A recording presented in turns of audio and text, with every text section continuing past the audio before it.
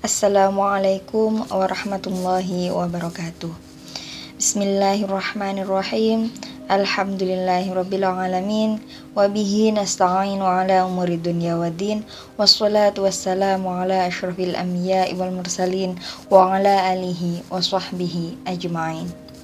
Alhamdulillah, pada kesempatan kali ini kita masih diberikan nikmat sehat dan kesempatan untuk melanjutkan kajian menjelang berbuka.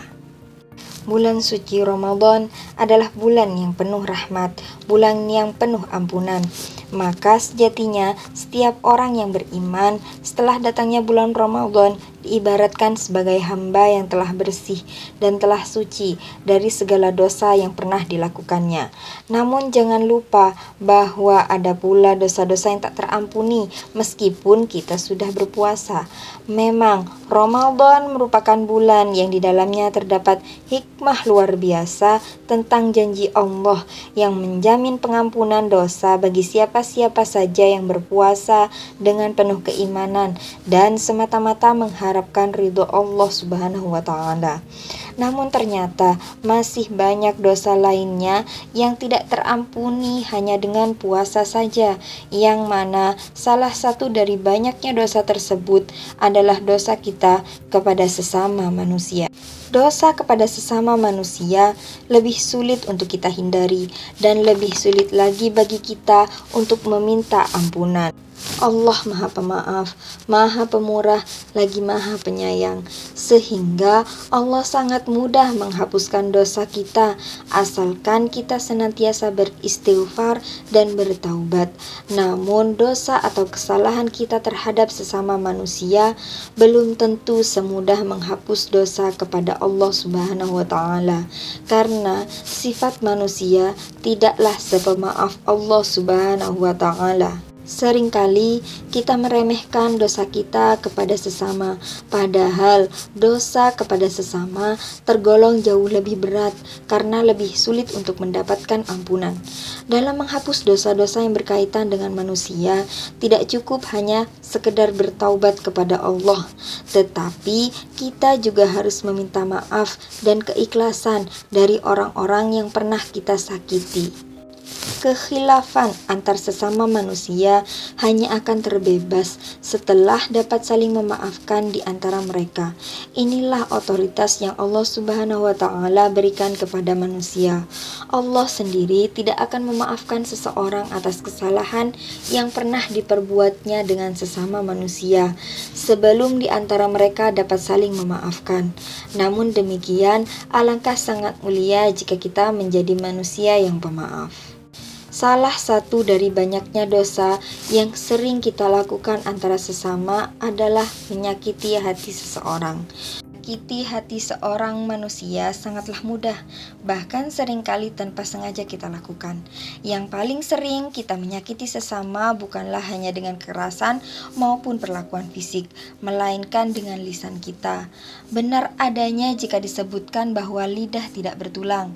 Kata-kata yang terucap dari bibir kita bisa sangat menyakiti hati saudara-saudara kita sesama manusia. Rasulullah Shallallahu Alaihi Wasallam bersabda, salah satu anggota badan yang banyak menyebabkan manusia celaka dan binasa hingga masuk neraka adalah lidah. Hadis riwayat Tirmidzi. Beliau menyebutkan ada banyak sekali kejahatan lisan.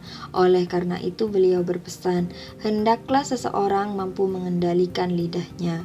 Ada pepatah Arab yang berbunyi, keselamatan manusia banyak ditentukan oleh kemampuan dirinya mengendalikan lidah. Rasulullah Shallallahu Alaihi Wasallam dalam sebuah hadis yang diriwayatkan Imam Bukhari bersabda, salamatul insan fi khifdil lisan, bahwa keselamatan manusia tergantung pada kemampuannya menjaga lisan. Sangat penting bagi kita untuk menjaga lisan kita, sebab lisan diibaratkan pisau yang apabila salah menggunakannya akan melukai banyak orang. Di zaman modern saat ini, ketajaman lisan juga mewujud dalam aktivitas di media sosial melalui status-status yang kita tulis. Terkadang pula komentar-komentar yang kita berikan juga menyakiti hati orang lain. Padahal sejatinya sebagai umat Islam sudah seharusnya kita membuat status dan komentar di media sosial yang tidak menyinggung hati dan perasaan orang lain. Seperti fenomena yang beberapa waktu lalu terjadi, warga Indonesia beramai-ramai memberikan komentar menyakitkan, kasar dan cenderung tidak pantas pada akun media sosial orang lain, yang mana orang tersebut adalah orang luar negeri yang bahkan tidak dikenal oleh si pemberi komentar. Hal ini bahkan mampu membuat si pemilik akun sakit hati, marah bahkan bunuh diri. Hal ini juga menurunkan martabat bangsa Indonesia di mata dunia. Tak ada lagi negara Indonesia yang penduduknya dikenal ramah, hanya karena komentar jahat sebagian kecil warganya. Sungguh hal ini membuat hati miris, sangat tidak pantas bagi orang Indonesia, terutama kita orang-orang muslim melakukan hal ini. Kita harus lebih bijak dalam meninggalkan apapun perkataan kita di media sosial. Kata-kata, status, komentar yang kita tuliskan dengan jari-jari kita sama tajamnya dengan perkataan yang keluar dari lisan kita. Dari Abu Hurairah radhiyallahu anhu dan Imam Bukhari, Rasulullah Shallallahu alaihi wasallam bersabda, "Berkatalah kamu yang benar dan baik. Jika kamu tidak bisa berkata benar dan baik, maka lebih baik diam."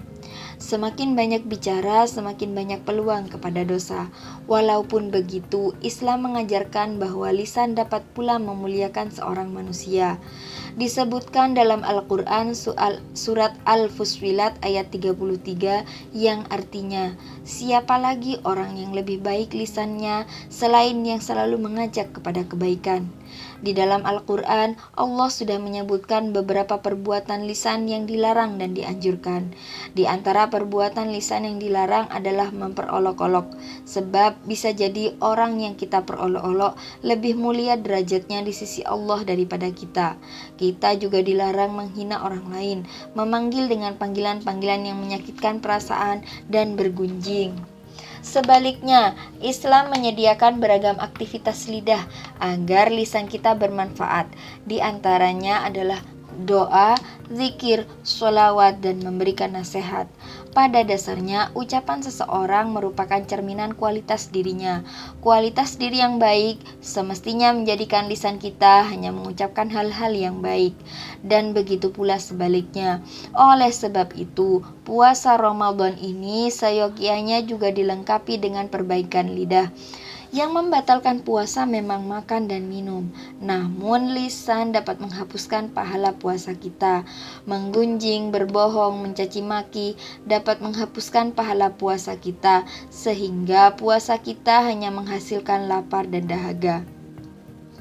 Dalam puasa Ramadan kali ini, marilah kita perbanyak tadarus, zikir, dan doa untuk meminimalisir peluang kita melakukan kejahatan lisan.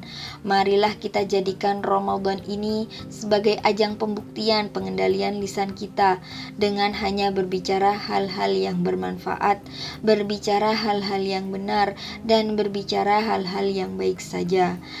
Demikian hal-hal yang dapat saya sampaikan pada kesempatan kali ini. Semoga apa yang saya sampaikan dapat memberikan manfaat bagi kita semua. Dan semoga juga kita semua dapat menjadi orang-orang yang terpelihara lisan kita. Kurang lebihnya mohon maaf yang sebesar-besarnya. Sesungguhnya kebenaran adalah milik Allah dan kesalahan adalah milik saya pribadi. Akhirul kalam, wabillahi taufiq wal hidayah, waridha wal inayah. Wassalamualaikum warahmatullahi wabarakatuh.